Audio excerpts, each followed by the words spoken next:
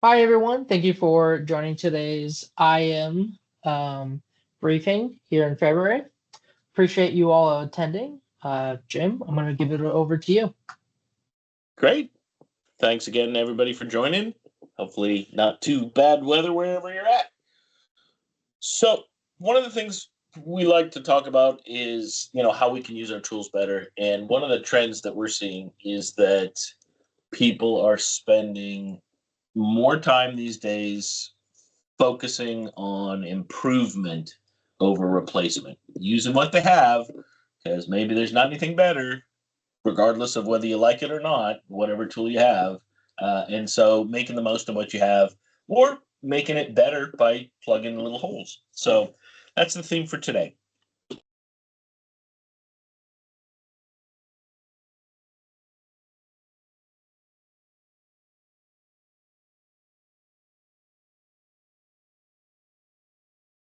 Hey, Jim, you muted yourself there. Pressed the wrong button, got the space bar to forward the slides, and decided it should be the mic instead. Okay, cool. Well, I'm back. So yeah, for those of you not familiar with Novacoast, we are not only professional services helping you engineer advisory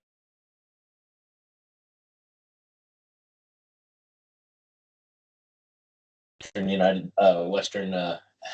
the Western world, and the idea here is that we've got a lot of customers who've been doing identity for a long time. And so these things that I'm talking about today are not just our thoughts on where the world's headed, but actually more today trends on what our customers are doing. So the more of a focus on what we're seeing out in the world and how we think that you can get through that if you're not already at the same spot, or if you don't have a plan forward. But yeah, kind of evidence based thought today. And the identity and access management services, whether they're professional services or managed services, all different areas, right? So whether you want us to run something for you, build something for you, help you figure something out, doesn't matter. We're all set to enable you and support you in your journey through identity. So where were we up till last year? This is a change we really started seeing last year. It's been happening for a couple of few years. I mean, remember we've been doing identity since basically 2000. 1999, 2000 is when they named identity management as a thing, and so we've been kind of spending that whole time trying to figure it out. And up till about 2024, we had been looking for the right solution. Right. So whether it's a question of the evolution of the tool, or how we're going to do things, or what does identity management mean to us, right? We focused on a lot of different things. First and foremost, building the identity program, right? We've spent a lot of time figuring out who's going to run what, who's going to be in charge of things. You see the authentication and MFA owned by different groups and different organizations. We see the people who do the provisioning and the Active Directory management being the same or different people. And also, again, is that owned by cybersecurity, or is that owned by IT operations, or the application team? Who's really running these kinds of things? The different parts and components, where do they fit in the identity program? Provisioning, authentication, authorization, privilege, governance, and above all, visibility into all of this. Are these operational functions? Does this reside over with the governance team? Do I have different people managing workforce and SIAM? And so I'm kind of inconsistent in my organization, right? We've been figuring all that kind of stuff up. And we're not very good at this as an industry yet, but rules, guidelines, and standards. I find that we do way too much work that is bespoke. And given that it's been, 25 years that we've been doing this, it's kind of frustrating that we don't just, have one set of terms for something. We don't have one set of standardized ways of this is how you plug things in. And we don't have one, standard set of processes or goals or even things that we need to deliver. So, we've been figuring that out, and hopefully you're somewhere along the lines, more towards having some of all of this stuff done for your identity program, and not basically just figuring it out still. Right. So people, who owns identity? How is this staffed? What skills are needed? Who do we work with? Do we have to work with other groups in our own organization? I can't tell you how many times Novacoast has had to introduce the identity people to the HR people, right, or to the application developers. Right. Sometimes we've got some gaps in our own organizations where we don't know who to talk to go solve a problem, but somebody up above us is telling us it's a problem that needs to be solved. So we've been spending a lot of time on people, process, and technology. And process and technology is really where we're kind of, um, you know, those are the big changes happening. So process, uh, a lot of us have the base level processes. How can I authenticate? How do I handle birthright provisioning? But don't have a lot of the more advanced processes in hand. Um, and nor it's kind of rare to see even change management and process management in place. It's all very bespoke and ad hoc when somebody says, "Hey, yeah, we need to change the way we do this," and you get a group together, you form a committee, and you go solve that one problem. Whereas you don't have rules guiding you, you don't have standards, you don't have a process for it. Somebody just says, "Hey, this needs to be fixed." Similarly, technology, we spent a lot of time figuring out what tools we're going to use. Up until early 2020s, it's so old to say that. Um, it was a question of picking which tool. Okay, great. We started out way back when with the Novels and the IBMs, or the Sun Identity Repository, the LDAP. And then we moved on to something else, and we tried something else. And every couple of 2, 3, 5 years, we would change tools because it wasn't getting the job done. And that has is one of the key things that slowed down, whether it's provisioning, authentication, all of these different technologies. We are now starting to make it work with what we have. And, we're no longer spending the time trying different tools to see if there's a better. So a lot of times, what that means is that we're building out solutions. Our customers are saying, "Great, I've got to make this work. These are the things I don't like about it. Help me solve these problems." With the tool set and the processes, they've got whatever figured out on the people. They've got figured out some of that same stuff. But now the processes and the tools are really where we're spending some time. So completeness. Yeah, at this point, you should have your core data set or sources of authority, your HR for employees and whoever else they manage from the workforce, your CRM if you've got customers, or your peers if you've got federated relationships.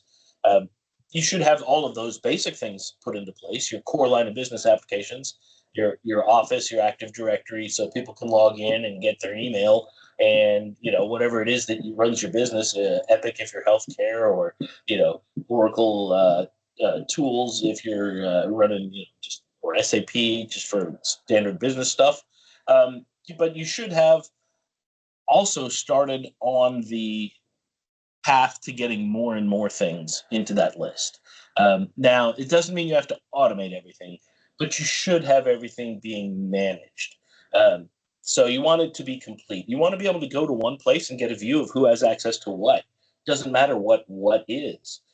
You want to be able to go to make a change, and maybe that's a workflow, so you change that in ServiceNow, but it's still driven by your SailPoint, which integrates and kicks off the workflow calls because you hired a new person. Those kinds of things are really where you should be spending your time today. Um, in part because as we start looking to AI to give us more assistance and more help and start doing things for us, that's just automation amped up a level, right? AI is just more automation. So if you don't have automation, you can't do automation better. So yeah, it's really going to be one of those places where completeness, the ability to say, yeah, my identity tools span my organization, and there are very few exceptions that aren't managed or monitored at the very least by my identity tools. Richness, the ability to really start addressing some of those creative and unique use cases and business logic that makes you good at what you do. The reason that you are better than your competitors is because you do this one thing different. Well, those kinds of use cases, identity should be enabling those. Identity should be supporting those. Identity should be able to make you better at that, and shouldn't be holding you back. So make sure you're really looking at some of those real value use cases and value business processes that make you good at what you do, and start helping that. And again, completeness has to come first. You got to get the basics in so that you can start getting those unique use cases. Um, After that, it needs to be robust. So many people have installed the bare minimum. They have not built their identity tooling to be fault tolerant, to be resilient, uh, to be able to survive outages. But we are putting more and more real time need on these tools. So take a look at your architectures. And if you're doing something like just in time, or if you're running all of your authentication through your IDP, as you should be these days, does it support the minimum required for all those applications that use it? So if you've got an application that you need to have 5 nines, and that application team says, "Yep, 5 nines, 100%, great, we're good, we're uptime, we're making money, we're supporting our clientele, we're providing whatever services we provide," but if authentication goes down in the middle of that, well, it's not their fault. That's not part of their 5 nines because they're dependent upon you, but you're not part of their, that's an external force, but you better be supporting them at that same level. So yeah, you need to be robust. We need to work on those, and those are the things that a lot of people are starting to build in. Even error reporting, we get a lot of user notifications still. Somebody does something and we get some bad data, and then that particular transaction is rejected. The system as a whole seems to be up and running, but for whatever reason, I'm just not creating new people right now. And I get 2 or 3 today, and okay, great, that's not too bad. So I'm just working those tickets. But yeah, is that really just because HR gave us a new data type for employee type, and now we should have the system should have told us that here's bad data?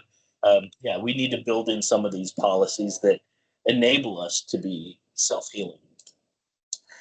Absolutely dynamic. I mean, just in time provisioning, just in time access, all of these different things. We've got lots of tools that support this, but if we haven't built up our tool set, and if we aren't using it in a way that allows us to be dynamic, we can't do a lot of these things.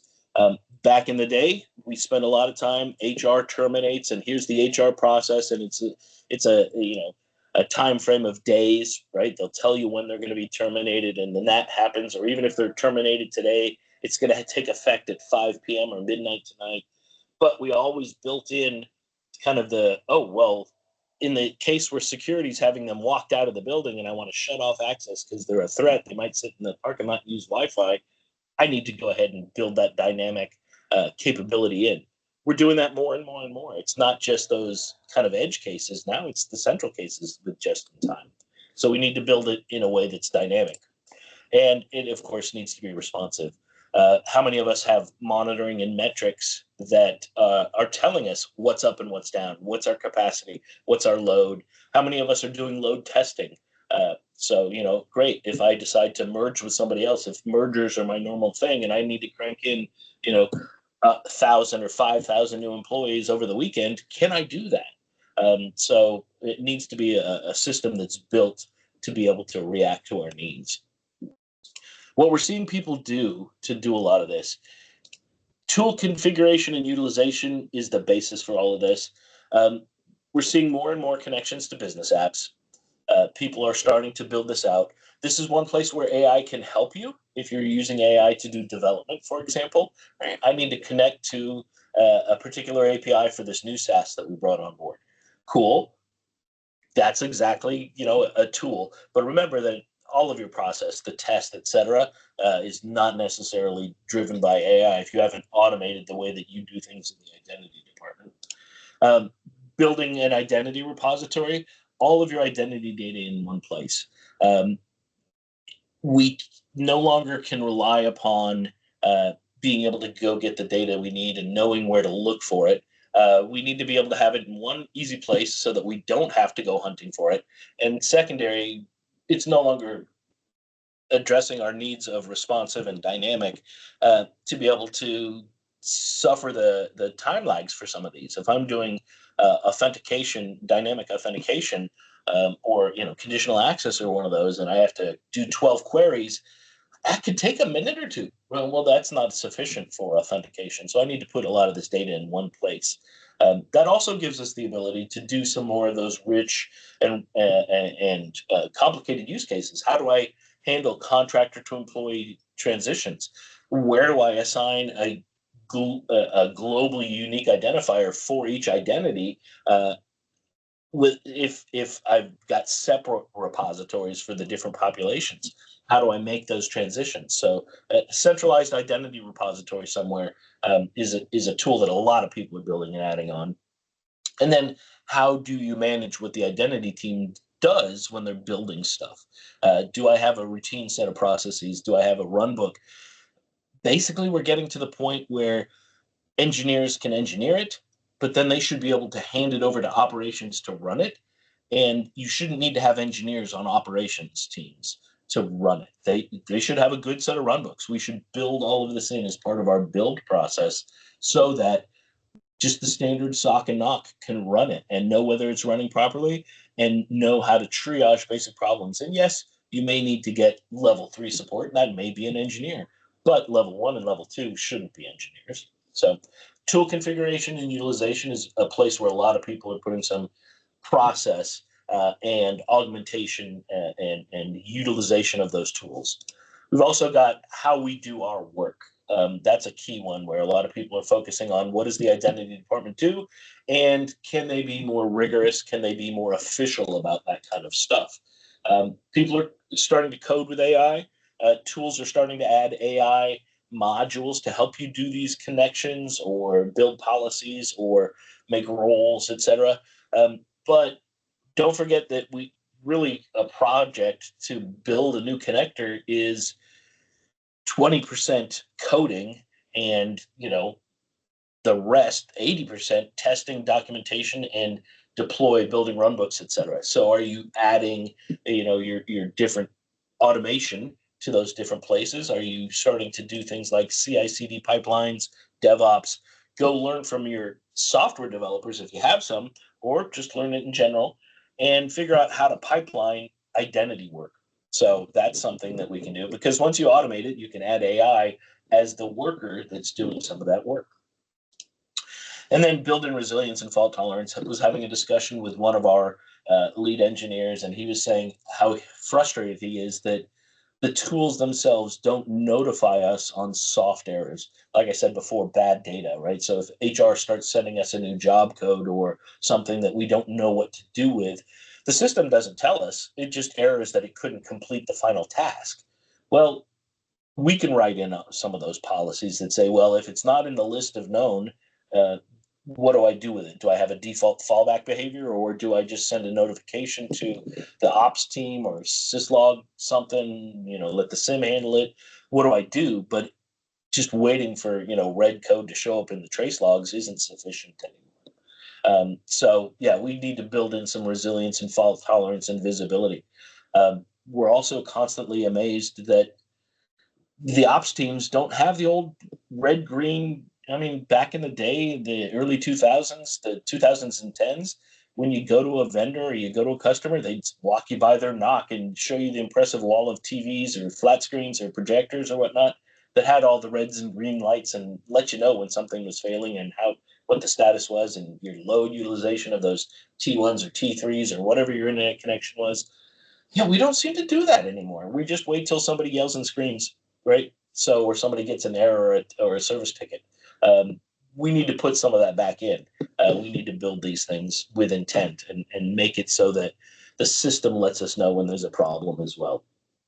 And finally, a lot of people are building extensions or adding extensions to their tool. Like I said before, we used to choose tools. We used to go through and decide, you know what, hey, SailPoint isn't working for me. I don't want Java developers. I need something that is more GUI or less Java or more out of the box or whatever. And we'd change the process, the application tool set that we would use, or we would change the identity tool. So a lot of times that's why people wind up with Oracle Identity or IBM Identity, because you've got a lot of that as your core identity tools. That's why SAP went out and offered some of their own identity tools for a while, because people who were SAP shops just wanted something that worked with SAP. So those kinds of things happened. But now the reality is that you've got a tool, regardless of whose it is, and you need to make it work. So can you get that data that you need to make your decisions? Radiant Logic is a good plugin for that data availability and that identity repository I was talking about earlier. Can I do some more things around decision support? Do I have enough information? We talk a lot about risk scores, and every day I meet a new customer or a new vendor that has a new risk score that they're actually calculating. But now I've got 20 different risk scores and I need something to aggregate those. So start adding tools that can either aggregate your risk scores to help you make decisions, or that can provide risk scores or other criteria from other types of sources that you don't necessarily do. A lot of times we're talking about, dynamic just-in-time provisioning. This person needs access to this service, to this data. That's what I'm worried about with non-human and service accounts, the bleed over of access, especially, agentic AI. So, well, the AI service has access to all of my SharePoint because it might be acting on somebody else's behalf. But while it's acting on my behalf, it should only have access to my stuff. Well, let's add some things like PathLogic to add maybe DLP and data protection, data governance scores into some of these calculations. So decision support's become a big area for extension. Um, Authentication, right? Everybody's got their favorite authentication. There are some interesting discussions going on in the world, right? There's a question of balancing trust. How much do I trust something? If I'm doing FIDO2, for example, FIDO2 is great because it is one of the two phishing resistant authentication methods. But if I'm relying upon the biometric that allows the user to get into the FIDO2, but just because I say biometric, does that automatically mean that I have extra trust in that? Well, no, because the users can enroll their own biometrics. So I have no control over that. So I don't necessarily trust the biometric any more than anything else. So things to worry about. There's also a cool tool that I like is typing DNA. It can determine who you are by the biometric of how you type. You have to enroll it, right? So I have to type some things, quick brown fox, whatever, all those kinds of things that we didn't type in class. And then once I've done that, it can determine who I am based upon how I use my keyboard, whether I hammer on it, whether I'm a one-finger typist, all this kind of stuff, my cadence. So there's lots of cool new things happening in the authentication space that we can add to address some of these other considerations. And we're also adding a lot of identity proofing to give people back the trust that the person that they're hiring is this, or that they hired, that went through the hiring process, is the same person that you're giving the account to. Because with remote work, I don't guarantee that HR and my workforce have met the same person. So I need to do some identity proofing. Same thing, is this really you when you're at home, or is this your child on the computer?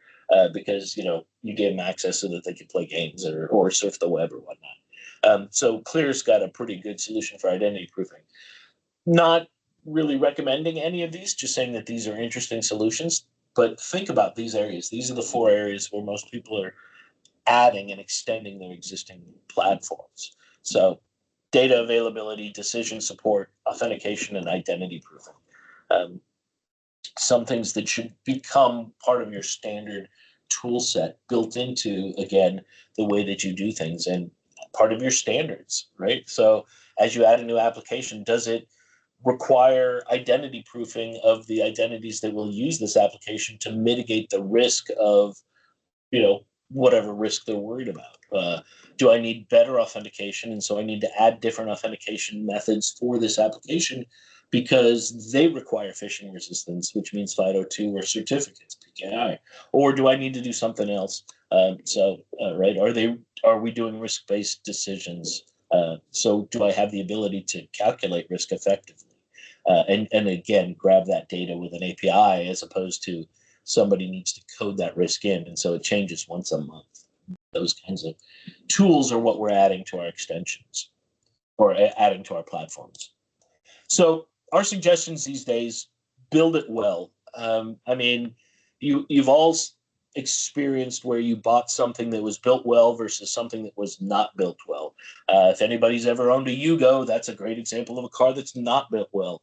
Audis and Mercedes are built pretty solid. They last forever. They feel really good. They may get expensive to maintain, but they really do hold up well. Centralize and aggregate. Get as much as you can available in a single source for that particular type of data or service. Can I grab all of my identity from one identity repository? Can I get a risk score just for the person or for the service out of one query, or do I need to make 12? Centralize and aggregate a lot of that. And then when you're working about process, when you're implementing process, when you're thinking about process, include all of the processes, the process of how you do things, the processes that are not the basic core ones that affect everybody, but your exception handling process. Are there standards? Are there other, data and details? Is this all well documented so that you can make sure that your processes are consistent? So really focus on kind of the way you do these processes. Don't just blindly implement processes in your automation. Those are our 3 different suggestions. Cool. And with that, if you have any questions, let's talk about them. Thank you so much there, Jim. If you have any questions, please add them into the chat here down the bottom, and we will answer them best we can. We'll give a few moments to for you guys to put that in the chat.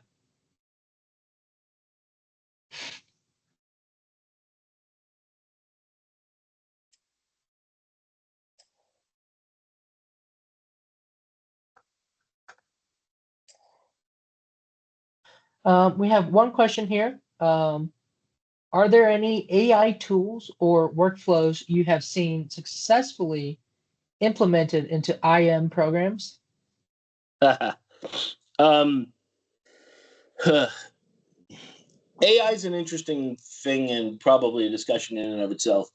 I have seen some people, some vendors who are implementing AI in their tools for data interpretation, role mining, and suggestions on roles, and help me make sense of this. Is this normal or not? So Dispel takes in a lot of what you're doing and determines whether that's normal or not, while it's looking for some things. XM Cyber uses AI to determine pathing for risk, which is including the identity. And so it may show different attacks that are happening against the identity based upon all the SIM data and stuff like that, the different resources and their risk scores. So helping you visualize and make sense of data is something that I've seen AIs work with. I haven't really seen AIs be helpful at help. Um, they're all about co-pilot level for some reason. I even ran into a vendor that had little help bubbles at the bottom, and one of them happened to be exactly what I was looking for in their chatbot. I clicked on the bubble, and then the AI told me it couldn't find anything. So it had found enough to create a help bubble, but not to find the content. So whatever. But I would also say that AI is not yet ripe for development tools. People are using it to help you build process, but more again from a data. If I'm building a policy of conditional access, it might help me determine what is normal for people, but it's not going to help me determine what would be a good set of conditions for that conditional access policy yet. In part, I think because the true value of AI is either that I can think through a design and it will then do, but also some of the vendors don't yet trust them enough, in part because there's not enough way to add in that kind of stuff. So I can't test. I can't, I have to still all do all that manually. So I just think that AI is mostly being used to develop the tools these days, but hasn't made its way really to the front yet. Thank you, Jim. I have another question here. What has been the success with Entra governance and implementation of facial recognition from interview validation that follows them into corporate identity? So that's part of the identity proofing stuff, and I think that that is important. The key thing there, though, is that when you're doing something like two parts. So I've seen identity governance working, on-track governance working, and I've seen other tools like Clear or Jumio, et cetera, working. The key is using something which you can use as a baseline known good reference. That's why a lot of them compare you against a government issued ID and verify that government issued ID on the back end, right? So they trust the ID that's on my driver's license because of the process, because the government trusts it, therefore I have some inherited trust.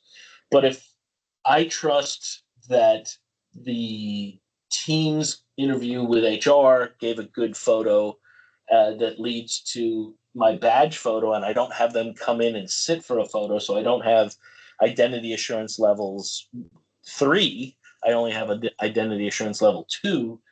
Maybe I don't trust the badge photo that I'm now using for facial recognition for login.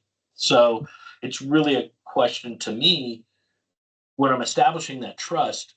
Where's the baseline? Where's the known good reference? It's the same thing with, like, think back into the days of encryption. We used to have pads and keys and ciphers, and you got told what the key was in another way, and then you would use that key to encrypt and decrypt. We share public key, but not private key through a PGP or a PKI server. So there's a little bit of I got it from where I think I got it, but it's all about that trust in the original, in whatever I'm using as my reference, which boils down to a process problem more than anything else. Awesome. Thank you so much, Jim. We're a little bit past the time. So if you have any more questions or would like to meet with Jim on our team to look more into IM or answer questions, please don't hesitate to reach out. We'll be sending out the slides and the recording here shortly.